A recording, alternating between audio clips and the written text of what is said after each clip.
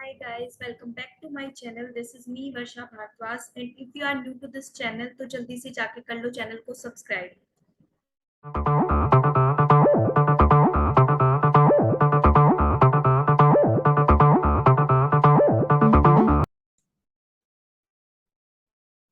तो गाइस आज से हम बहुत ही बेसिक सा एक्ट कवर करने वाले हैं। तो आज से वही सीरीज स्टार्ट हो रही है आपकी कोपा की, यानी कि कंज्यूमर प्रोटेक्शन एक्ट 2019 जो आपका आया है अभी।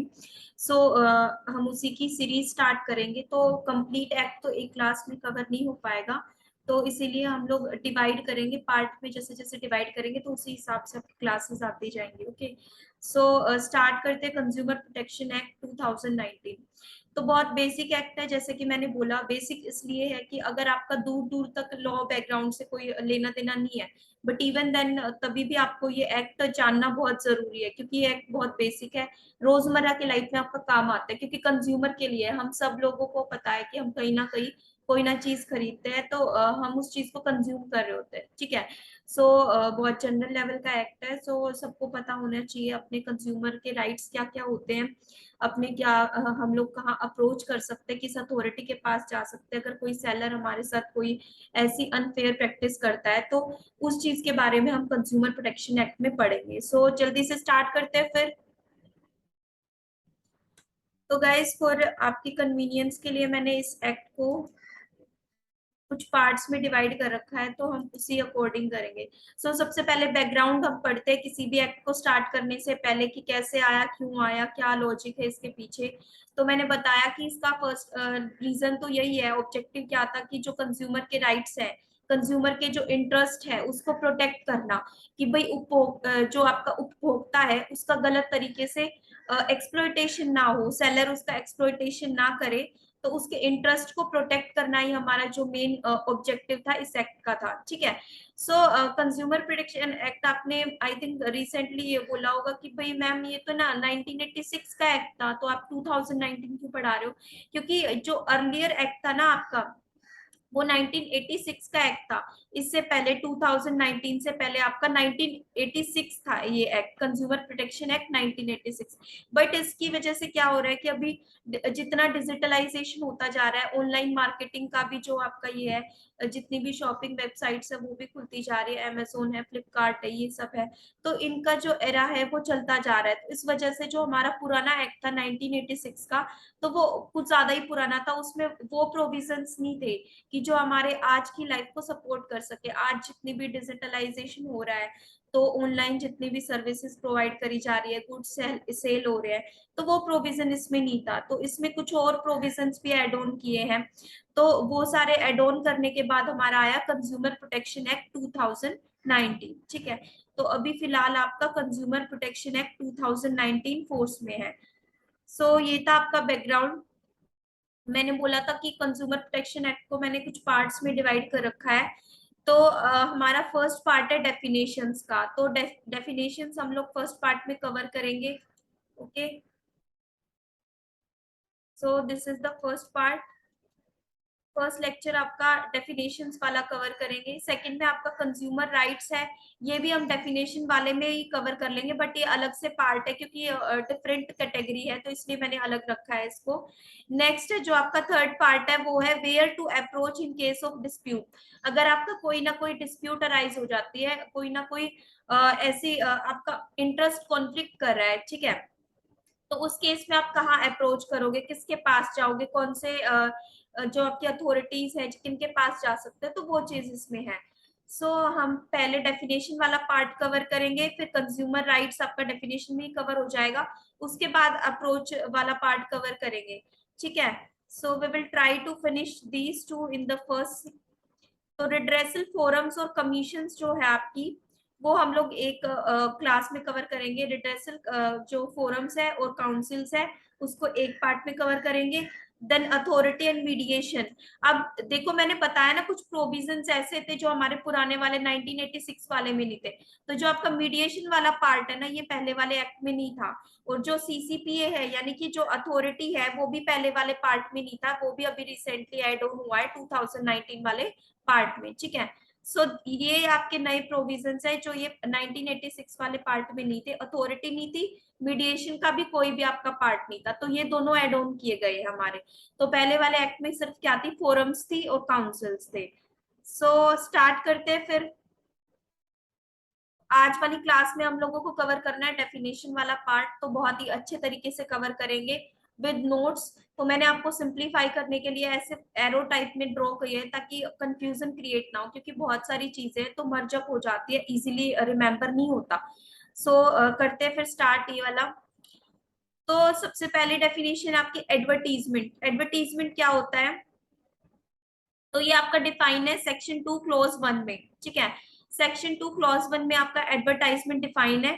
सो एडवर्टाइजमेंट मीन्स, यानी कि मीन्स आ रहा है, यानी कि इसकी जो डेफिनेशन है मीन्स आ रहा है, तो मीन्स के साथ साथ यहाँ पे आपका इंक्लूड्स भी आ रहा है, यानी कि ये डेफिनेशन इंक्लूसिव डेफिनेशन है। इंक्लूसिव यानी कि मीन्स भी आ रहा है और इंक्लूड्स भी आ रहा है, ठीक है। तो दो चीजें कवर कर रखी है इसमें।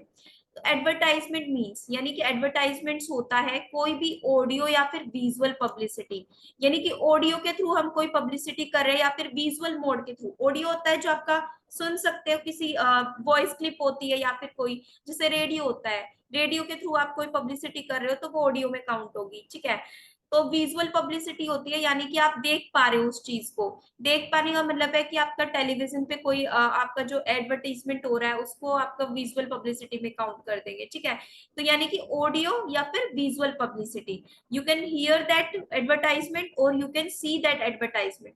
देन रिप्रेजेंटेशन, कोई आप रिप्रेजेंटेशन कर रहे हो, कोई ना कोई प्रदर्शनी कर रहे हो, कोई प्रदर्शन कर रहे हो किसी चीज का, या फिर कोई प्रोनाउंसमेंट, आप किसी चीज की अनाउंसमेंट कर रहे हो, आप किसी चीज के बारे में बता रहे हो, ठीक है। फॉर एग्जाम्पल मुझे पेन सेल करना है, ठीक है। तो पेन सेल करने के लिए फॉर एग्जाम्पल ये पेन सेल करना है मुझे, तो पेन सेल करने के लिए मैं इसके बारे में प्रोनाउंसमेंट करती हूँ। प्रोनाउंसमेंट यानी कि मैं इसके बारे में बताती हूँ कि भाई ये पेन है, अच्छा लिखता है, स्मूथ राइटिंग है और इसकी कॉस्ट इतनी है। तो इस हिसाब से मैं इसकी डिस्क्रिप्शन दे रही हूँ, तो वो आपकी क्या हो गई, प्रोनाउंसमेंट की कैटेगरी में आ गई, ओके।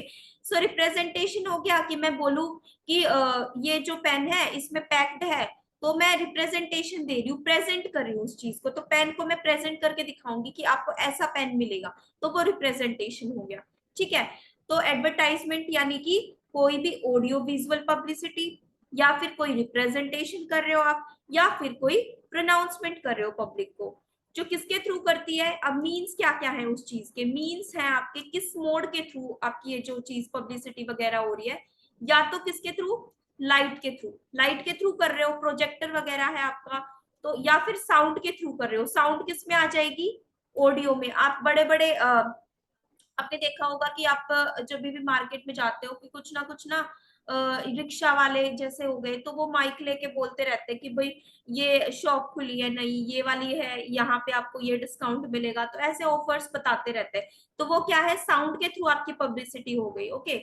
नेक्स्ट स्मोक गैस या प्रिंट के थ्रू। अब प्रिंट मीडिया का भी बहुत चलन है, अगर आपको न्यूज़पेपर में कोई ना कोई पब्लिश कराना है तो वो किसकी कैटेगरी में आ जाएगा, प्रिंट मीडिया की में आ जाएगा। स्मोक के थ्रू भी आप करा सकते हो, गैस के थ्रू भी कर, स्मोक के थ्रू कैसे कि धुएं के थ्रू आपने कोई ना कोई कुछ चीज लिखवा दी होता है ना, तो धुएं के थ्रू भी आप कोई चीज लिखवा सकते हो उसमें। तो उसी कैटेगरी से इलेक्ट्रॉनिक मीडिया के थ्रू भी आप कोई पब्लिकेशन कोई ऐसे एडवर्टाइजमेंट दे रहे हो। तो इलेक्ट्रॉनिक मीडिया जैसे इंटरनेट हो गया आपका, है ना, तो मोबाइल फोन हो गया, तो ये सारे इलेक्ट्रॉनिक कैटेगरी में आते हैं। मीडिया के थ्रू इंस्टाग्राम पे पोस्ट डाल दी, उस पर भी एडवर्टाइजमेंट डाल दिया, या फिर आपका कोई मेल ईमेल के थ्रू कर दिया, ठीक है। तो ये सारी कैटेगरी किस में आ जाएगी, इलेक्ट्रॉनिक मीडिया। फिर या फिर इंटरनेट है, या फिर किसी वेबसाइट पे आप पब्लिकेशन कर रहे हो, जैसे फ्लिपकार्ट है, या आपकी वेबसाइट ही है तो है, इसमें भी आप कर सकते हो एडवर्टीजमेंट, ठीक है। तो ये कैटेगरी आ गई आपकी एडवर्टीजमेंट की। तो एक बार रिकैप कर लेते हैं। एडवर्टाइजमेंट मींस किसी भी तरीके का कोई ऑडियो विजुअल पब्लिकेशन, ठीक है। दूसरा, रिप्रेजेंटेशन कर रहे हो, या फिर आप कोई प्रोनाउंसमेंट कर रहे हो, ठीक है। और जो किसके थ्रू हो रहा है, या तो लाइट के थ्रू हो रहा है, साउंड के थ्रू हो रहा है, इंटरनेट के थ्रू हो रहा है, इलेक्ट्रॉनिक मीडिया के थ्रू हो रहा है, प्रिंट मीडिया के थ्रू हो रहा है, या फिर स्मोक या फिर गैस के थ्रू हो रहा है, ठीक है। तो ये आपके मीन्स हो गए। अब इंक्लूसिव डेफिनेशन है, मैंने बोला था। अब इंक्लूड्स, इसके अंदर क्या क्या आते हैं, कौन सी चीजें एडवर्टाइजमेंट बोली जाएंगी। आपने कोई नोटिस छपवाया है, उसे भी हम एडवर्टाइजमेंट बोलेंगे। सर्कुलर दिया है, सर्कुलर बांटा है, वो भी एडवर्टाइजमेंट आएगा। लेबलिंग की है, किसी दीवार पे आपने लेबलिंग कर दी जाके, वो भी आपका एडवर्टाइजमेंट बोला जाएगा। रैपर, रैपर यानी कोई चीज आपने रैप कर दी अपने जिस पे आपका एडवर्टाइजमेंट लगा हुआ है, तो उसको आपने किसी चीज पे रैप करके भेज दिया, तो वो भी क्या है, एडवर्टाइजमेंट बोला जाएगा। कोई ना कोई इनवॉइस है, उसे भी आप एडवर्टाइजमेंट बोलोगे, या फिर कोई अदर डॉक्यूमेंट्स, कोई भी दूसरा कोई डॉक्यूमेंट्स है जो आपको लग रहा है एडवर्टाइजमेंट है, तो वो इस कैटेगरी में आ जाएगा। तो देखो जहाँ पे ना आपका अदर वर्ड लिखा होता है ना, किसी भी एक्ट में आपने लिखा हुआ such other document, such other authority, such other कुछ भी ऐसा अदर करके लिखा हो, तो वहां पे ना जो आपकी गवर्नमेंट होती है या फिर जो आपके लॉ मेकर होते हैं, एक ना अपॉर्चुनिटी छोड़ लेता है अपने लिए, यानी कि एक मौका छोड़ लेते हैं कि कई अगर फ्यूचर में कोई ऐसी चीज आई जिसको आप एडवर्टाइजमेंट की कैटेगरी में आप इंक्लूड करना चाहते हो, तो फ्यूचर में जाके आप उस चीज को भी इस डेफिनेशन में कवर कर सकते हो। तो ये ना अपने लिए एक बोलते हैं ना साइड बाय साइड एक रास्ता छोड़ लेते हैं कि अगर फ्यूचर में ऐसा हुआ कि कोई ना कोई ऐसी वर्ड रह गया, तो वो इस डेफिनेशन में कवर हो सकता है। इसीलिए क्या डेफिनेशन है, ये इंक्लूसिव डेफिनेशन है। दो तरीके की डेफिनेशन होती है, एक्सक्लूसिव होती है, एग्जॉस्टिव डेफिनेशन होती है, एक इंक्लूसिव डेफिनेशन होती है, ठीक है। सो ये हमारी इंक्लूसिव है क्योंकि इसमें मीन्स भी आया है और इंक्लूड्स भी हुआ है, ठीक है। अब आते हैं नेक्स्ट डेफिनेशन पे। अब कंप्लेनेंट किसको बोलेंगे, किसको बोलेंगे भाई, कंप्लेंट करनी है किसी पर्सन को, तो जो पर्सन कंप्लेंट कर सकता है, जिसके साथ घटना हुई है या फिर जिसके साथ जिसका एक्सप्लॉइटेशन किया है सेलर ने, क्या सिर्फ वही पर्सन कंप्लेंट कर सकता है? No, answer is no. सिर्फ वही पर्सन नहीं कर सकता, उसके बिहाफ पे कोई और पर्सन भी कर सकता है। अब वो कोई और पर्सन में कौन कौन लोग आते हैं वो हम पढ़ेंगे, ठीक है। So this is included. This is defined in the section 2 clause 5. Section 2 clause 5 में आपका complainant word define है. So complainant means, तो इसमें सिर्फ मीन्स आया है, यानी कि इंक्लूसिव डेफिनेशन नहीं है, इंक्लूड्स नहीं आया इसमें, ठीक है। सो कंप्लेनेंट्स कौन होता है, मीन्स यानी कि पहले तो एक कंज्यूमर, यानी कि जो कंज्यूम कर रहा है, मेरे साथ गलत हो रहा है, मेरे साथ एक्सप्लॉइटेशन हो रहा है, तो मैं कौन हुई, कंज्यूमर हूँ। मैंने कोई प्रोडक्ट खरीदा था, उसकी वजह से मुझे कुछ ना कुछ फिजिकल हार्म हो गया, ठीक है, इंजरी हो गई, तो उस केस में कंज्यूमर कौन हुई, मैं हुई, क्योंकि मैंने प्रोडक्ट लिया है और मैंने यूज करने के लिए प्रोडक्ट आपका वो खरीदा था। अब एनी वॉलेंट्री कंज्यूमर एसोसिएशन, कोई आपका वॉलेंट्री कंज्यूमर एसोसिएशन है, ठीक है, वॉलेंट्री यानी इच्छुक, ऐच्छिक जो आपका होता है, जो रजिस्टर्ड एनी लॉ, तो कंज्यूमर एसोसिएशन होता है कि बहुत सारे कंज्यूमर मिलके एक एसोसिएशन बना लेते हैं, ताकि किसी भी एक कंज्यूमर के साथ कुछ गलत होता है तो वो क्या कर सकता है, कंप्लेंट फाइल कर सकता है, वो सारे इकट्ठे मिलकर कंप्लेंट फाइल करते हैं, ठीक है। तो जैसे ट्रेड एसोसिएशन होता है, मतलब बहुत सारे एसोसिएशन होते हैं जहाँ पे सेम इंटरेस्ट वाले पर्सन मिलके एक एसोसिएशन फॉर्म कर लेते हैं, ठीक है, वैसे ही कंज्यूमर एसोसिएशन होता है। तो कंज्यूमर अगर नहीं है, कंज्यूमर के बिहाफ पे अगर कंज्यूमर कंप्लेंट फाइल नहीं कर रहा है अकेला, भाई पता क्या होता है कि हम लोग, हमारे साथ गलत हो जाता है तो हम लोग कंप्लेंट फाइल करने से डरते हैं। क्यों डरते हैं? क्योंकि हमें लगता है कि भाई हम अकेले क्या कर लेंगे, क्या उखाड़ लेंगे सामने वाले पर्सन का। तो लेकिन अगर आपका एसोसिएशन, अगर आपका कोई साथ है, तो उस केस में क्या है, आपकी पावर इंक्रीज हो जाती है, आपके अंदर वॉइस रेज बोलते हैं ना, वॉइस रेज करने में हेल्प करता है। तो आप अपनी वॉइस खुद ब खुद रेज करते हो, अपने खुद ना खुद स्टैंड आउट लेते हो अपना, ठीक है। तो इसीलिए वॉलंटरी जो कंज्यूमर एसोसिएशन है वो कंज्यूमर को सपोर्ट करते हैं, ताकि वो अपनी कंप्लेंट फाइल कर सके, रॉन्ग के अगेंस्ट आवाज उठा सके। या फिर सेंट्रल गवर्नमेंट या फिर स्टेट गवर्नमेंट भी कर सकती है कंज्यूमर के बिहाफ पे, या फिर सेंट्रल अथॉरिटी है वो भी फाइल कर सकती है, वो भी कंप्लेनेंट हो सकती है। या फिर एक या एक से ज्यादा कंज्यूमर्स है जहां पे अलग अलग कंज्यूमर्स का सेम इंटरेस्ट है, यानी कि सबका एक्सप्लॉइटेशन हुआ है। देखो इसका एक बेस्ट एग्जांपल देती हूँ। मान लो मैंने एक आयरन लिया, ठीक है, प्रेस बोलते हो जैसे आयरन करते हो क्लोथ्स के ऊपर, तो मैंने वो ले ली। अब मुझे लग गया अगले दिन इलेक्ट्रिक शॉक, ठीक है, ऐसा नहीं लगा कि मैं मेरी जान चली गई है, मतलब ऐसा नहीं हुआ। तो मतलब नॉर्मल सा जो आपको बोलते हैं कि इलेक्ट्रिक शॉक लग गया। अब मैंने अपने पड़ोस में भी सुना कि भाई उन्होंने भी उसी शॉपकीपर से वही आयरन लिया था प्रेस करने के लिए, तो मैंने उनसे बोला कि आपका भी, आपके भी साथ ऐसा हुआ है? तो उन्होंने बोला हाँ भाई मेरे साथ नहीं बल्कि इनके साथ भी ऐसा हुआ है। तो दो या दो से ज्यादा मतलब कंज्यूमर, बहुत सारे कंज्यूमर यानी सात इकट्ठे हो गए, सात लोग आपके पड़ोस के आस पड़ोस के इकट्ठे कर लिए। आपने बोला मैंने भी उस दुकान से लिया था, तो चलो चल के उसकी खबर लेते हैं। तो ऐसे होता है ना कि कुछ गलत हो जाता है तो सारे मिलके जाते हैं, कि एक अकेला तो सोचता है कि हो सकता है वैसे डिफेक्टिव हो, तो बोलते कि भाई तुम्हारे साथ भी हो, इसका मतलब कोई ना कोई जेन्युइन प्रॉब्लम है। तो वो जाके जब कंप्लेंट फाइल करते हैं तो उसको हम बोलते हैं कि उनका सेम इंटरेस्ट है, इंटरेस्ट सबका सेम इफेक्ट हुआ है। क्या हुआ है कि सबको इलेक्ट्रिक शॉक लगा है, उसकी वजह से आयरन डिफेक्टिव मिली है उनको। ठीक है, तो यहाँ पे क्या है कि एक या एक से ज्यादा कंज्यूमर जहाँ पे उनका सेम इंटरेस्ट हो। अब सेकंड केस से डेथ हो जाती है कंज्यूमर की, तो उसके जो लीगल हेयर है या फिर उसके लीगल रिप्रेजेंटेटिव है, वो कंप्लेंट फाइल कर सकते हैं डिसीज पर्सन के बिहाफ पे। लॉ में आपका डिसीज पर्सन को डिसीज पर्सन वही होता है जिसकी डेथ हो जाती है। ठीक है, सो इट्स नॉर्मल। नेक्स्ट है, अगर आपका कंज्यूमर कोई माइनर है, यानी कि मान लो मैं 18 ईयर से कम हूँ, 16 ईयर और या फिर 15 ईयर माइनर की एज में आती हूँ। ठीक है, तो मैंने जाके कुछ ना कुछ चॉकलेट ले ली, जो चॉकलेट निकली वो एक्सपायर्ड निकली। ठीक है, जिसकी वजह से मुझे फूड पॉइजनिंग हो जाती है। तो माइनर तो मैं खुद तो केस कर नहीं सकती, क्योंकि माइनर क्या होता है, इनकैपेबल होता है, incapable to do any contract. ठीक है, ये हमने गार्जियनशिप वाले उसमें भी पढ़ा था कि माइनर को हम इनकैपेबल पर्सन के ट्रीट करते हैं, कॉन्ट्रैक्ट एक्ट जब हम करेंगे। सो ये चीज हम कवर करेंगे। ठीक है, सो कंज्यूमर माइनर होता है तो वो खुद ब खुद केस नहीं कर सकता, तो इसके बिहाफ पे कौन केस करेगा, या तो उसके पेरेंट करेंगे, अगर पेरेंट्स हैं तो वो करेंगे, या फिर उसके जो लीगल गार्जियन है वो केस फाइल कर सकता है। तो कंप्लेनेंट हो सकते हैं या तो कंज्यूमर खुद हो सकता है उसके बिहाफ पे, या फिर कोई एसोसिएशन हो सकता है, वॉलंटरी एसोसिएशन है। ठीक है, तो हम अंडरलाइन करते जाते हैं, consumer, voluntary consumer association, CG या फिर एसजी। ठीक है, state government, central government, central authority है वो भी कर सकती है, एक या एक से ज्यादा कंज्यूमर है वो भी कर सकते हैं। डेथ के केस में लीगल हियर करेंगे, और आपका अगर माइनर है कंज्यूमर तो उसके केस में लीगल गार्जियन करेंगे। ठीक है, अब नेक्स्ट आता है कंप्लेंट। अब हम किसको कंप्लेंट बोलेंगे, कंप्लेंट बेसिकली क्या होती है। ठीक है, शिकायत जिसे हम हिंदी में बोलते हैं, तो ये सेक्शन 2 क्लॉज 6 में डिफाइन है आपका कंप्लेंट। सो कंप्लेंट्स मींस एनी एलिगेशंस। ठीक है, सो कोई भी आपको एलिगेशन एलिगेशन या फिर कोई इल्जाम लगा रहा है आपके ऊपर। ठीक है, किसी भी तरह का कोई इल्जाम लगा रहा है। ठीक है, तो वो आपका आएगा कंप्लेंट की कैटेगरी में। तो कोई एलिगेशन लगी है जो किस में है, लिखित तौर पर है, ओरल एलिगेशन नहीं मानी जाएगी, ओरल एलिगेशन को हम कंप्लेंट नहीं बोलेंगे। यू नो एफआईआर रजिस्टर होती है वो भी रिटर्न में होती है। ठीक है, सो आप कंप्लेंट रजिस्टर कराते हो तो वो भी लिखा जाता है, तो इसके इस वजह से यहाँ पे एलिगेशन लगा रहे हो जो किसमें है, राइटिंग में है। किसके द्वारा की गई है, made by a complainant, complainant ने फाइल की है कंप्लेंट, कंप्लेनेंट ने एक एलिगेशन लगाई है जो किसमें है, राइटिंग में है।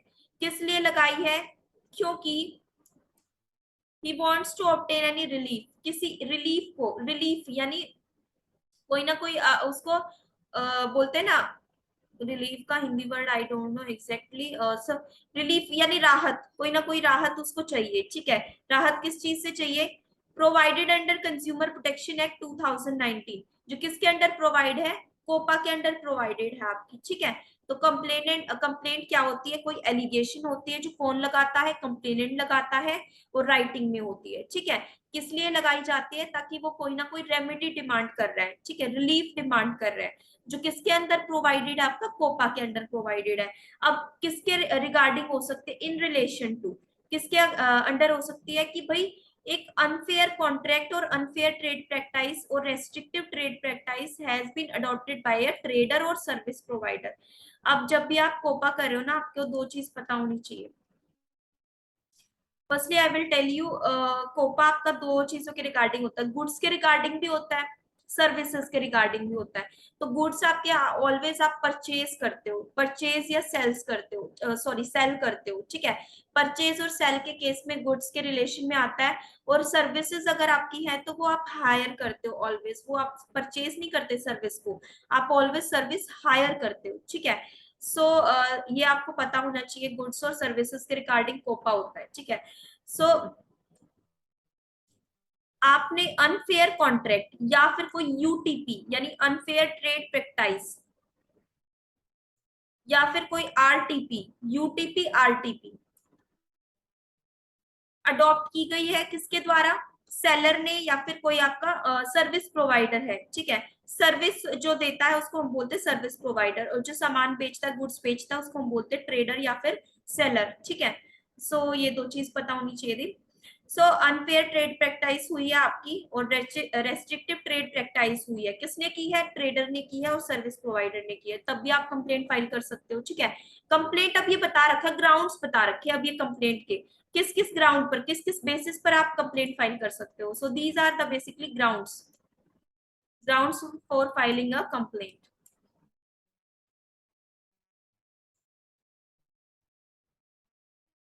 Okay, so these are the grounds. Next आता है, नेक्स्ट ग्राउंड क्या है, कि भाई जो गुड्स हैं, गुड्स बॉट, जो गुड्स खरीदे थे, सफर एनी डिफेक्ट, उनके अंदर कोई ना कोई डिफेक्ट है, कोई ना कोई त्रुटि है। डिफेक्ट्स यानी डिफेक्ट की डेफिनेशन भी अब हम आगे कवर करेंगे। सो गुड्स है आपने खरीदे थे, उसमें डिफेक्ट है कोई ना कोई, या फिर जो आपने सर्विसेज हायर की थी या फिर सर्विसेज अवेल की थी, उनके अंदर क्या है, डेफिशिएंसी है। अब ये पॉइंट भी आपका याद करने के लायक है, समझने लायक है आपका ये पॉइंट। मैंने बोला था गुड्स आपका ऑलवेज क्या किए जाते हैं, परचेज किए जाते हैं, सेल किए जाते हैं, और वो हमेशा कौन करता है, सेलर करता है। और आपके गुड्स में ऑलवेज क्या पाता है, डिफेक्ट पाया जाता है, डिफेक्टिव गुड्स होते हैं ऑलवेज। और लेकिन सर्विस का केस है तो सर्विस हायर की जाती है या फिर अवेल की जाती है, और जो सर्विस देता है उसको बोलते हैं सर्विस प्रोवाइडर, ठीक है। और सर्विस के केस में अगर आपकी कोई त्रुटि है, कोई कमी है, तो उसको हम बोलते हैं deficiency in service. Defective service नहीं बोलेंगे, डिफेक्टिव ऑलवेज गुड्स होते हैं, डेफिशिएंसी इन सर्विसेज बोलेंगे, ओके। सो ट्रेडर और सर्विस प्रोवाइडर है, उसने क्या किया है, एक्सेस प्राइस चार्ज किया है, चार्ज फॉर गुड्स और सर्विस, सर्विस या गुड्स के रिगार्डिंग प्राइस चार्ज किया है, जो कि क्या है, ज्यादा है। किससे ज्यादा है, अब तीन बता रखे हैं, फिक्स्ड प्राइस से ज्यादा है, कोई प्राइस लॉ के अंडर फिक्स कर रखा है कि भाई इतना प्राइस, वो ना एमआरपी होता है, मिनिमम रिटेल प्राइस होता है जो आपका, एमआरपी से ज्यादा पे दे रहे हो, ठीक है। तो उस केस में भी क्या है, तो उस केस में भी आप कंप्लेंट फाइल कर सकते हो, ठीक है। डिस्प्ले कर रखा है आपके पैकेट के ऊपर, जो प्राइस लिख रखा है उस पर आप नहीं बेच रहे, उससे ज्यादा प्राइस लगा रहे हो, ठीक है।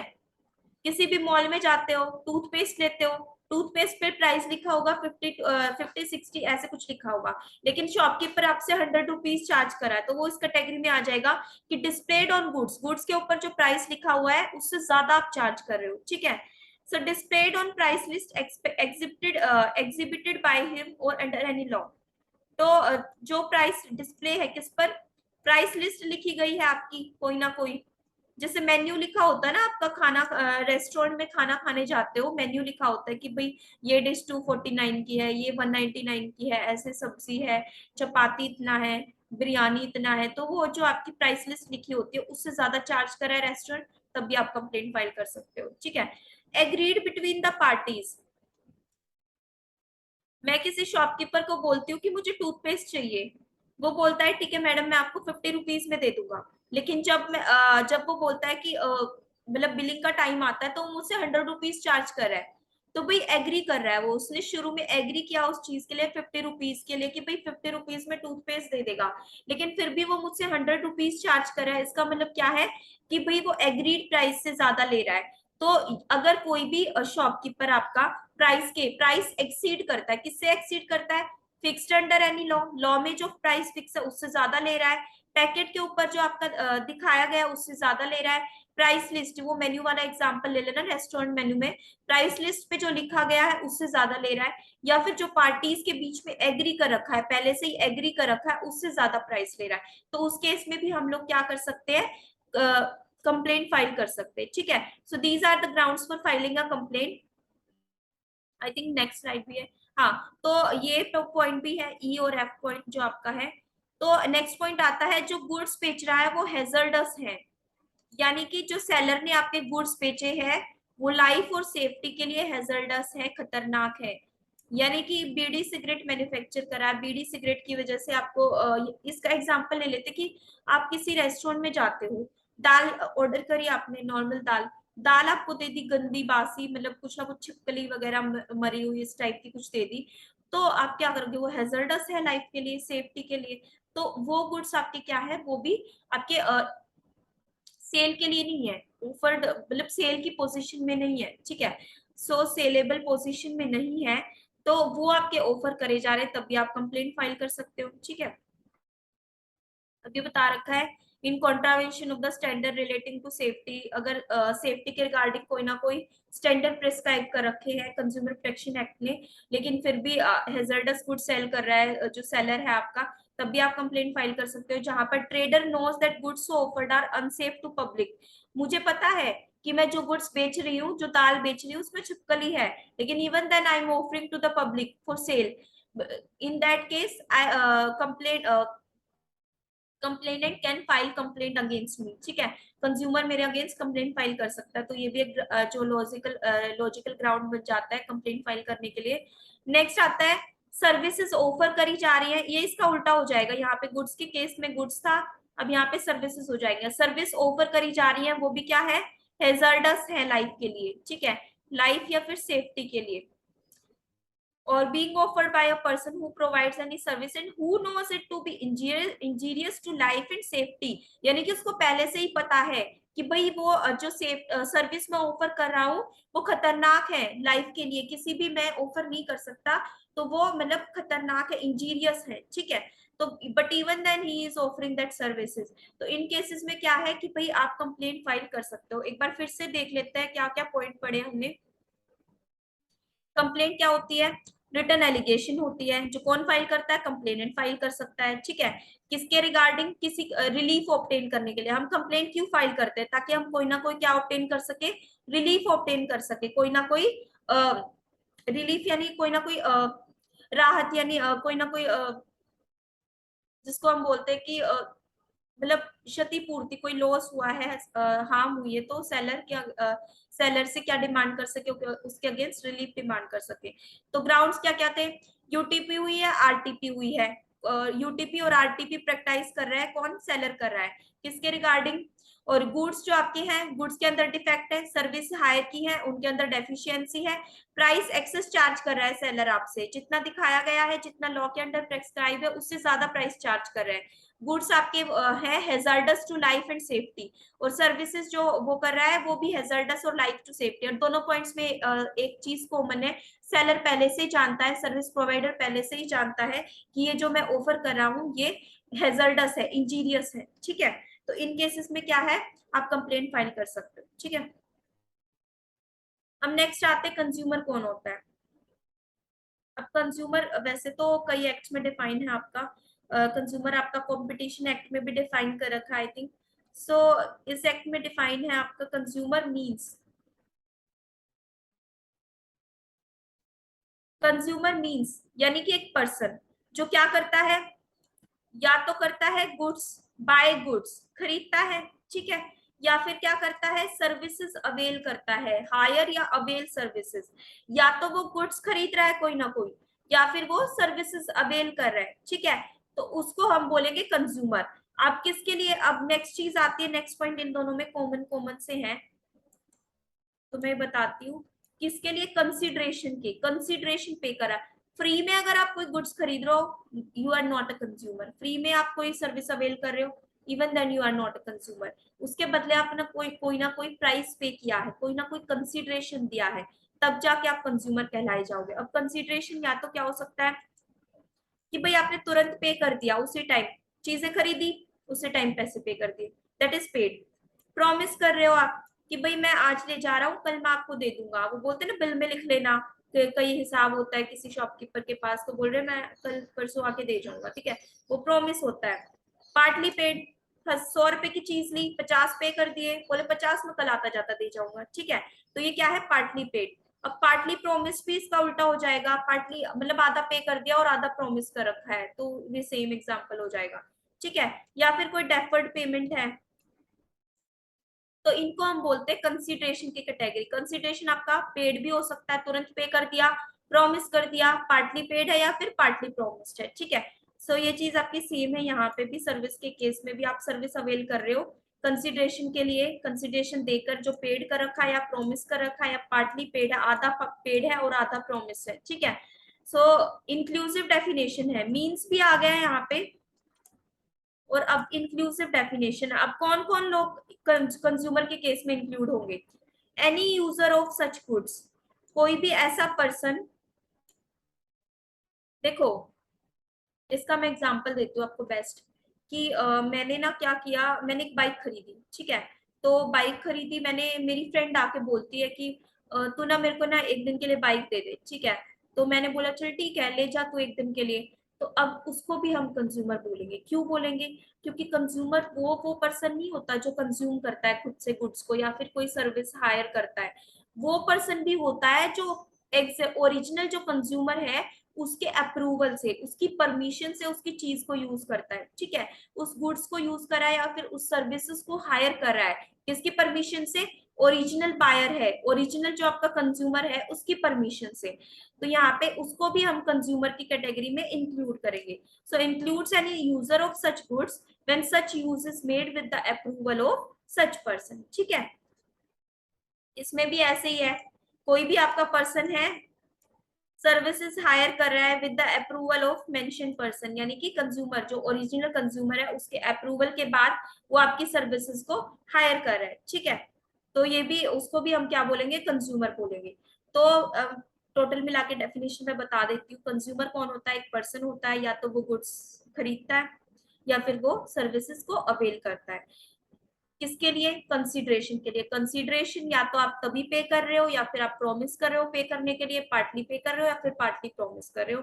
वो पर्सन भी इंक्लूड होगा इसमें जो आपके ओरिजिनल, मेरी परमिशन से कोई मेरी चीजें यूज कर रहा है या फिर मेरी कोई सर्विसेज ले रही हूँ उस सर्विसेज को यूज कर रहा है, तो वो भी आपका कंज्यूमर की कैटेगरी में हो। कल को उसको कुछ हो गया, देखो बाइक वाला एग्जाम्पल लिया मैंने, अपनी फ्रेंड को बाइक दी, बाइक में क्या हुआ कि कोई ना कोई डिफेक्ट निकल गया, तो अब उसको भी हम कंज्यूमर बोलेंगे। अब सेलर ये नहीं बोल सकता कि भाई मैंने तो आपको बाइक बेची थी, इसने यूज की तो ये कंज्यूमर नहीं है। वो भी कंज्यूमर है क्योंकि वो मेरी परमिशन से मेरी चीज को यूज कर रही है, ठीक है। So she is also called as a consumer. अब कंज्यूमर के अंदर कौन कौन पर्सन नहीं आते, अब ये एक्सेप्शंस हैं। Exceptions to this rule, consumer does not include a person, वो पर्सन इसके अंदर नहीं आएगा जो क्या करता है? हु बाइज गुड्स, या तो वो गुड्स खरीदता है या फिर सर्विसेज खरीदता है, किसके लिए?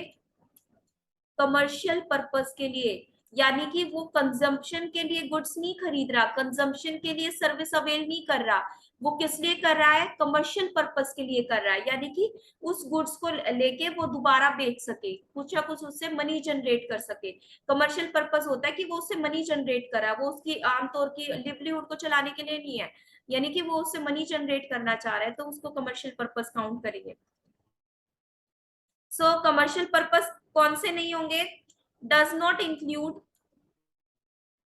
यूज बाय अ पर्सन, अगर कोई पर्सन गुड्स का यूज कर रहा है exclusively for the purpose of earning his livelihood.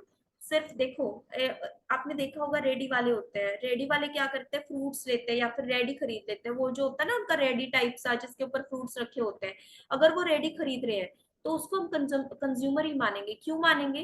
क्योंकि वो कमर्शियल पर्पस नहीं कर रहे। कमर्शियल पर्पस आपका होता है कि आप मनी जनरेट, मनी तो जनरेट हो रहा है लेकिन वो चार पैसे के लिए अपनी लाइवलीहुड को चलाने के लिए वो रेडी बेच रहे हैं, वरना किसकी चॉइस होती है कि वो फ्रूट सेल करे, ठीक है। तो ये होता है कि लाइवलीहुड को चलाने के लिए अगर कोई पर्सन सामान खरीद रहा है अपनी रोजमर्रा की जीवन को चलाने के लिए उससे, या फिर कोई सेल्फ एम्प्लॉयमेंट के लिए, सेल्फ एम्प्लॉयमेंट के लिए कोई ना कोई चीज खरीद रहा है, तो उसको हम कमर्शियल पर्पस की कैटेगरी में नहीं मानेंगे। अगर ऐसा कोई पर्सन खरीद रहा है तो वो भी कंज्यूमर ही कहलाया जाएगा। या फिर buys any goods and hire or avails any services includes, इसके अंदर कौन से आते हैं? ऑफलाइन और ऑनलाइन ट्रांजेक्शन आती है जो आप इलेक्ट्रॉनिक, देखो ये वाला जो आपका प्रोविजन था ऑनलाइन ट्रांजेक्शन वाला, ये आपका 1986 वाले जो आपका एक्ट था उसमें नहीं दिया गया था, तो ये अभी नया ऐड हुआ है, इसलिए तो मैं बोल रही हूँ कि नई ना कोई नए प्रोविजंस भी इसमें ऐड ऑन किए गए आपके। सो बाइज एनी गुड्स, बाय करता है, सर्विसेज अवेल करता है, तो उसमें ऑफलाइन और ऑनलाइन दोनों ट्रांजेक्शन होगी, या तो उसने खुद जाके वो सामान खरीदा हो या फिर आपने उसने किसी वेबसाइट से सामान खरीदा हो, फ्लिपकार्ट अमेजोन से, तो वो भी उसी कैटेगरी में आया जाएगा, ठीक है। अब इम्पोर्टेंट केस लॉज दिए गए थे आपके, जो आपका 1986 वाला था उसमें बहुत सारे केस लॉज थे, तो उनके बेसिस पे कुछ कंज्यूमर के रिगार्डिंग क्वेश्चंस है, सो वो will discuss these questions.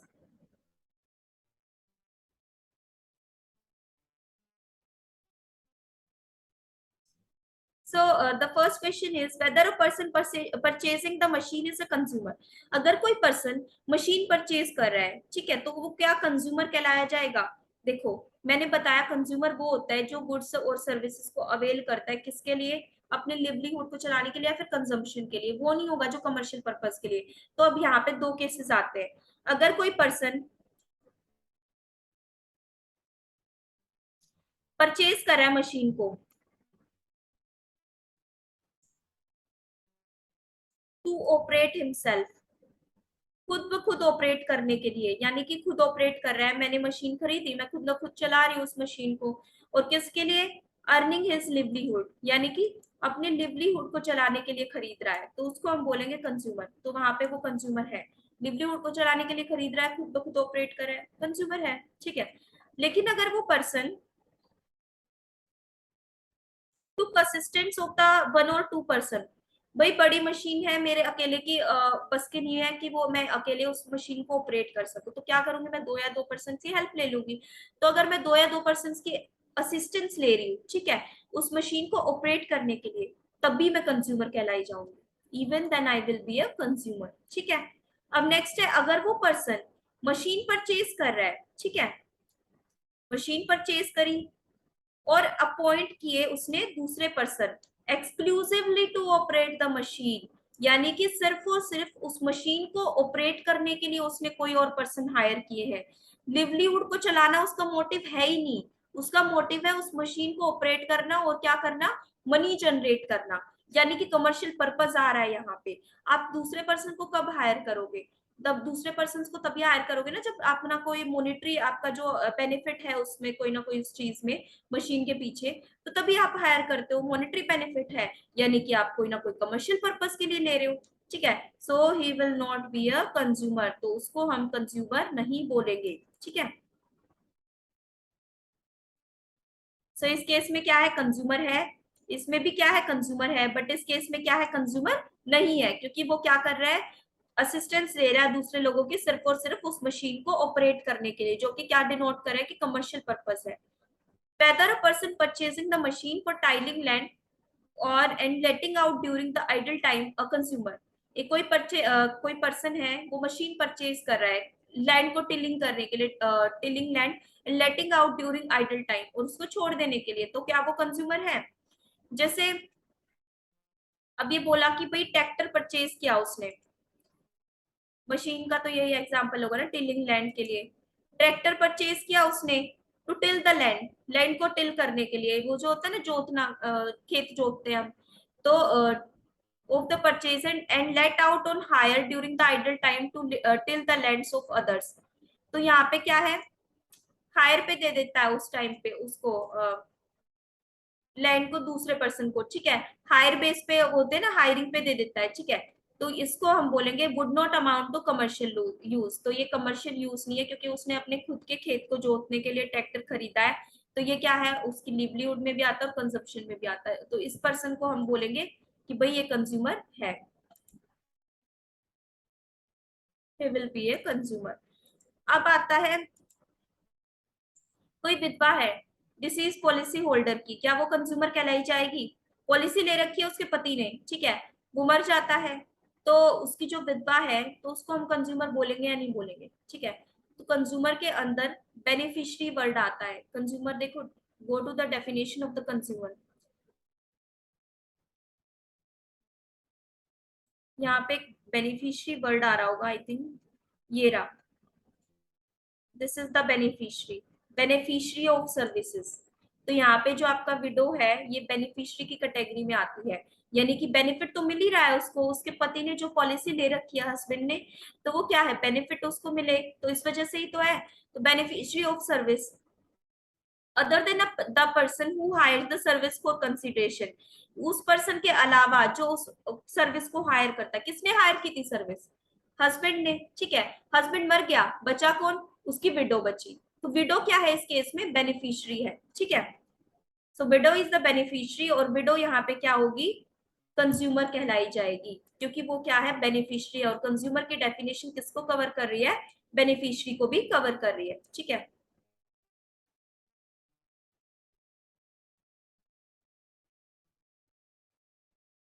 So she will called as a consumer. अब नेक्स्ट है tenant entering into a lease agreement with the landlord. अब टीनेंट है कोई, अब अपने लैंडलॉर्ड के साथ किसी लीज एग्रीमेंट में एंटर कर जाता है, तो उसको हम कंज्यूमर बोलेंगे, नहीं बोलेंगे। अब tenant entering into lease agreement with the landlord can not be considered as a consumer, उसको हम कंज्यूमर नहीं बोलेंगे। क्यों नहीं बोलेंगे, if there was no provision in the lease agreement in respect of cleaning, repairing and maintaining the building, the rent paid by the tenant is not consideration for availing these services and therefore no question of deficiency in service, ठीक है। अगर यहाँ पे lease agreement में कोई provision है ही नहीं किसके रिगार्डिंग, कि भाई वो क्लीनिंग करवाएगा, रिपेयरिंग करवाएगा, मेंटेनिंग करवाएगा बिल्डिंग की, जो भी आप रेंट पे ले रहे हो, तो रेंट जो उसको टीनेंट को पे कर रहा है वो कंसिडरेशन है ही नहीं उस चीज के लिए, क्योंकि एग्रीमेंट में तो वो चीज डिफाइन है ही नहीं, एग्रीमेंट में नहीं है, तो उसके लिए कंसिडरेशन कैसे हो सकता है, वो रेंट पे करेगा तो वो रेंट की तरह होगा, ना कि वो रिपेयरिंग के लिए और क्लीनिंग के लिए और मेंटेनिंग के लिए करेगा, क्योंकि उसमें एग्रीमेंट में वो चीज है ही नहीं। तो यहाँ पे डेफिशिएंसी ऑफ सर्विसेज भी नहीं होगी, तो इस केस में आपका जो टीनेंट है उसको हम कंज्यूमर नहीं बोलेंगे, ठीक है। अब डिफेक्ट क्या होता है, डिफेक्ट और डेफिशिएंसी हमने पढ़ा था। सो डिफेक्ट होता है आपका गुड्स के केस में, ऑलवेज रिमेंबर गुड्स में हमेशा डिफेक्ट पाया जाता है, सर्विसेज के केस में हमेशा डेफिशिएंसी पाई जाती है।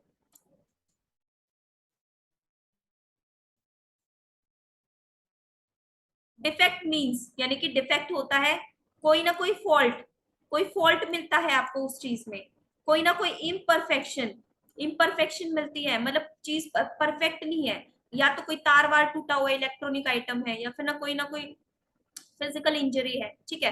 फिजिकल इंजरी यानी कोई ना कोई एक तो अंदर से इंजरी होती है, कोई ना कोई मतलब प्लास्टिक का कोई ऐसा पार्ट है वो भी टूटा हुआ है, ठीक है, वो भी डैमेज है, तो फॉल्ट है, डैमेज है, इम्परफेक्शन है, या फिर शॉर्ट कमी है, कोई ना कोई कमी है उस चीज में। तो किस चीज में कमी है, क्वालिटी में, चीज की क्वालिटी में, गुड्स की जो है, ठीक है, या फिर उसकी क्वांटिटी में, क्वांटिटी यानी जब की संख्या है, आपने 5 प्रेस ऑर्डर करी थी, 5 आयरन की जगह के पे आपके पास 4 आयरन आई, तो यानी कि डिफेक्ट है। डिफेक्ट किस में है, क्वांटिटी में है। क्वालिटी आपने बोला था कि मेरे को ना एलजी की वॉशिंग मशीन चाहिए, दे दी कोई वर्लपुल की, ठीक है, तो उस केस में क्या है, क्वालिटी में डिफेक्ट है, क्वालिटी में है ना, जो ऑर्डर की थी वो नहीं मिली, आपको कोई और चीज मिल रही है। पोटेंसी में डिफेक्ट है,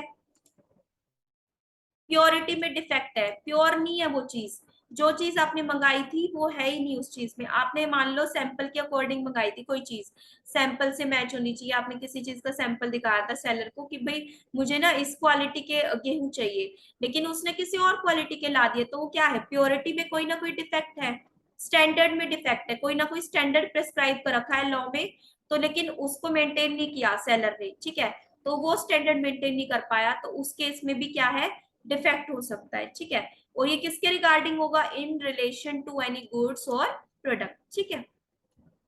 अब आते हैं डेफिशिएंसी, डेफिशिएंसी डिफाइन आपका सेक्शन 2 क्लॉज 11 में, ठीक है। सो डेफिशिएंसी मीन्स भी है यहाँ पे और इंक्लूड्स भी है, यानी कि इंक्लूसिव डेफिनेशन है आपकी। सो एनी फॉल्ट, कोई फॉल्ट है, इम्परफेक्शन है, जैसे इसमें डिफेक्ट में था, शॉर्ट कमी है, अब यहाँ पे एक और चीज ऐड हुई है, दैट इज इनएडिक्वेसी, अपर्याप्त है, आपने जो सर्विस ली है वो इन एडिक्वेट अमाउंट में नहीं है, एडिक्वेट यानी जितनी आपको चाहिए थी, जैसे आपको चाहिए थी वैसी नहीं है। अब किस केस में हो सकता है, किसमें है, क्वालिटी में, नेचर में, मैनर ऑफ परफॉर्मेंस, आपने बोला था कि भाई ऐसे परफॉर्म होनी चाहिए ये सर्विस ना, मैं इस तरीके से लूंगा, लेकिन वो जो सर्विस प्रोवाइडर है उसने आपको दूसरे तरीके से दी, उस मैनर में नहीं दी जैसे आपने बोला था, स्पेसिफाई किया था, तो इस केस में भी क्या है, आपकी सर्विस के केस में डेफिशिएंसी है, which is required to be maintain under any law in relation to any service, और ये किसके केस में होती है, सर्विस के रिगार्डिंग होती है डेफिशिएंसी आपकी। अब इंक्लूड्स है, कौन से एक्ट आपके डेफिशिएंसी में कवर होंगे, एनी एक्ट ऑफ नेग्लिजेंस और ओमिशन और कमीशन बाय सच पर्सन। वो आपका जो सर्विस प्रोवाइडर है आपका, वो नेग्लिजेंटली कोई चीज ऐसे कर रहा है, नेग्लिजेंट यानी कोई ना कोई गैर जिम्मेदाराना हरकत कर रहा है, ओमिशन कोई चीज भूल गया है, कमीशन या फिर कोई ना कोई ऐसी चीज करा है जो नहीं करनी चाहिए थी, ठीक है। विच कॉजेस लॉस और इंजरी टू द कंज्यूमर, जिसका करना ना करना क्या कर रहा है, इंजरी क्रिएट करा है या फिर इंजरी हो रही है कंज्यूमर का, या फिर जिसकी वजह से लॉस हुआ है कंज्यूमर को, ठीक है। अब deliberate withholding of relevant information bye such person with the consumer.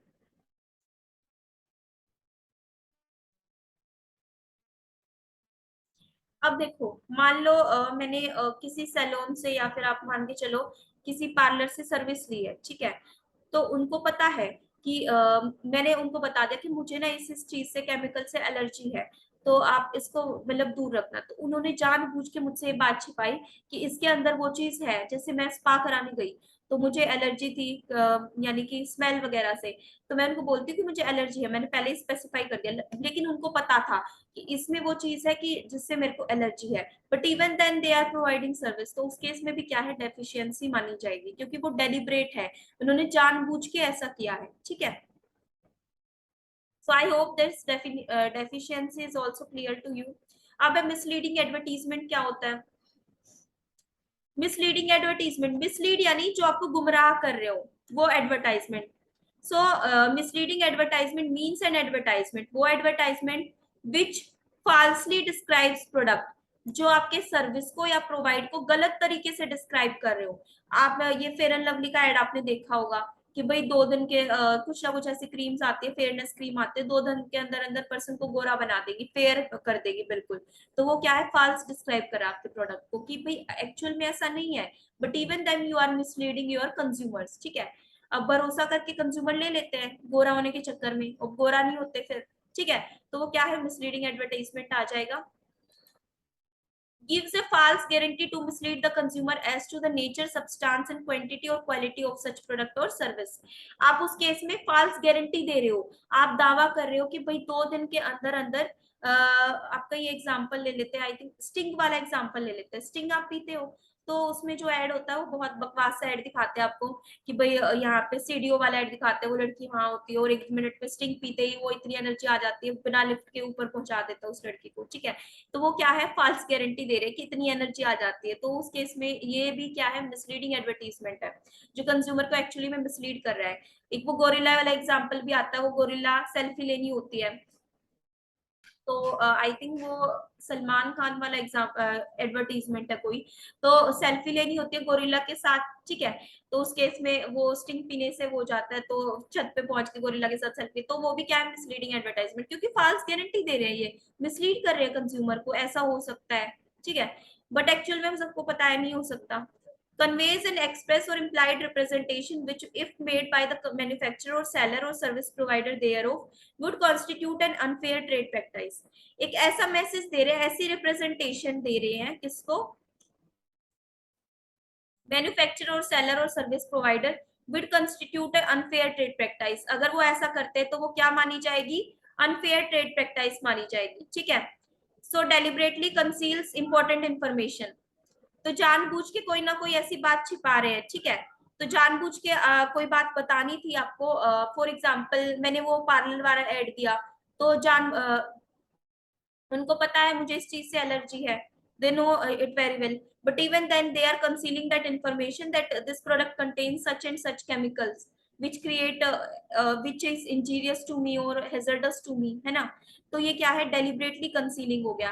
अगर आपका कोई प्रोडक्ट है, मान के चलो जैसे आप हनी लेते हो, हनी का आपको पता है कि एक्सपायर्ड है, बट इवन देन आपको सेलर सेल कर रहा है, क्योंकि बोल मतलब वो कंसील कर रहा है कि ये मतलब उसने कुछ ना कुछ ऐसा लगा दिया, जो मैन्युफैक्चरिंग डेट होती है उसके ऊपर कोई ना कोई चिपका दिया, कोई लेबलिंग अलग से कर दी, ताकि कंज्यूमर को पता ना चले कि भाई ये एक्सपायर्ड है प्रोडक्ट, तो अपनी सेल को मेंटेन करने के लिए। तो वो क्या है, deliberately concealing the important information, तो वो भी किस में आ जाएगा, आपका मिसलीडिंग एडवर्टाइजमेंट की कैटेगरी में आ जाएगा। So these are the definitions वाला आपका पार्ट कवर हो गया है हमारा। अब नेक्स्ट पार्ट पे आते हैं जो आपका कंज्यूमर राइट्स है, ठीक है। कंज्यूमर राइट्स कवर करेंगे अभी हम लोग। तो आपके 6 कंज्यूमर राइट्स दिए गए हैं, ठीक है। कोपा के अंडर आपके 6 कंज्यूमर राइट्स प्रोवाइड करे गए हैं। पहला है राइट टू बी प्रोटेक्टेड। आपको क्या अधिकार है? बचाव का अधिकार है, प्रोटेक्शन का अधिकार है। किसके against? Marketing of goods and services which are hazardous to life. अगर आपकी जीवन को या फिर आपकी प्रॉपर्टी को, लाइफ या फिर प्रॉपर्टी को कोई ना कोई क्षति पहुंच रही है, कोई ना कोई हानिकारक चीज है, तो आपको उसके अगेंस्ट प्रोटेक्शन का राइट है कि आप उसके अगेंस्ट प्रोटेक्शन अवेल कर सकते हो। या तो कोई सर्विस है ऐसी, या फिर आपके कोई गुड्स है ऐसा जो क्या है, हैजर्डस है, ठीक है। तो आप उनको बैन करा सकते हो कि भाई ये जो सेल है इसको स्टॉप करो, ठीक है। तो उसके अगेंस्ट भी आपका क्या राइट होता है? प्रोटेक्शन का राइट है। अब नेक्स्ट है right to be assured. Assured यानी वेर एवर पॉसिबल, जहां पे भी संभव है, जो गुड्स और सर्विसेज है वो आप कम्पिटिटिव प्राइस पे मिल सके, ना तो एक्सेस में प्राइस हो, जो लिखा हुआ हो सिर्फ उतना सेल हो, एमआरपी पे आपका प्राइस सेल करे, तो आपको एश्योरेंस एश्योरेंस का अधिकार है, ठीक है। Right to consumer awareness. Consumer awareness यानी जागरूकता का अधिकार है कि आपको कोई ना कोई इंफॉर्मेशन ऐसी है कि भाई मुझे ये चीज पता होनी चाहिए, तो वो आपका कंज्यूमर अवेयरनेस है। आप अवेयरनेस प्रोग्राम्स अटेंड कर सकते हो, कोई कैंप लगा हुआ है, ठीक है, तो वहां जा सकते हो जहाँ पे आपका कंज्यूमर को जागरूक किया जाता है। कोई ना कोई ऐसे, मतलब आजकल तो बहुत सारे एनजीओ वगैरह ऐसे कंज्यूमर अवेयरनेस प्रोग्राम करते रहते हैं। So you have right to attend that programs, ठीक है।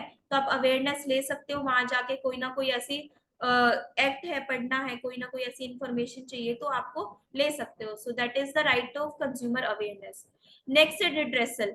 आपके साथ कोई ना कोई गलत हुआ है, सेलर ने आपके साथ यूटीपी किया है यानी अनफेयर ट्रेड प्रैक्टिस किया है, अनफेयर तरीके से कोई ना कोई चीज आपके साथ की है। आरटीपी रेस्ट्रिक्टिव ट्रेड प्रैक्टिस करी है, मोनोपोलिस्टिक कोई ऐसी प्रैक्टिस करी है, तो उसके अगेंस्ट आपके पास क्या है? रिड्रेसल का अधिकार है। आप रिड्रेसल ले सकते हो, यानी कि अपनी ग्रीवेंस को रिजोल्व कर सकते हो, ठीक है। So against UTP, RTP, unscrupulous exploitation of consumer, कि कंज्यूमर का एक्सप्लॉयटेशन होता है इन एक्टिविटीज के थ्रू, कौन कर रहा है? सेलर कर रहा है, तो उसके पास अधिकार होता है कि वो आपको रिड्रेसल ले सकता है और कंपनसेशन भी क्लेम कर सकता है किसी किसी केस में, ठीक है।